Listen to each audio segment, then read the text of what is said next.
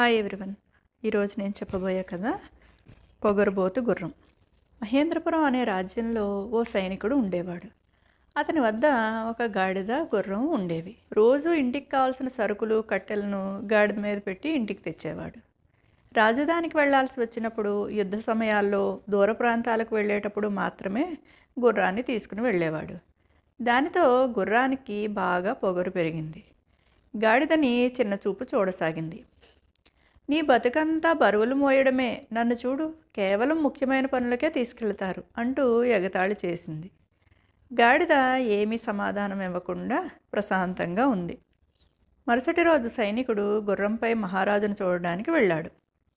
తిరిగి వచ్చాక గుర్రం గాడిదతో, ఈరోజు మహారాజు గారిని చూసి వచ్చాను. నువ్వేం చేశావు?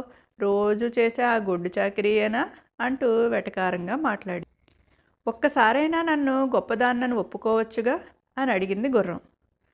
గాడిదకు దాని మాటలు చాలా విసుగు పుట్టించాయి. దానికి ఎలాగైనా బుద్ధి చెప్పాలని అనుకుంది.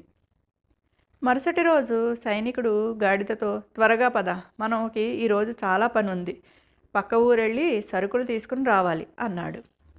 నాకు ఈరోజు ఆరోగ్యం బాగాలేదు, నేను మోయలేను, నన్ను క్షమించండి అని అడిగింది గాడిద సైనికుడిని. సైనికుడికి జాలేసి, సరేలే, ఈరోజు గుర్రాన్ని తీసుకువెళతా అని గుర్రాన్ని వెంట పెట్టుకుని పక్క ఊరు వెళ్ళి బోలెడన్ని సరుకులు కొనుక్కున్నాడు. గుర్రం ఆ బరువులు మోయలేక దారి మధ్యలో కొన్ని సంచుల్ని కింద పడేసింది. సైనికుడికి చాలా కోపం వచ్చి కొరడాతో గట్టిగా 2 దెబ్బలు తగిలించాడు గుర్రానికి. మళ్ళీ ఆ సంచులన్నీ గుర్రం మీద పెట్టి తాను కూడా గుర్రం మీద ఎక్కి కూర్చున్నాడు సైనికుడు. ముక్కుతూ మూలుగుతూ రాత్రికి ఇంటికి చేరుకుంది గుర్రం. గాడిద దాన్ని చూసి, ఏం మిత్రమా అలా అయిపోయావు అని అడిగింది.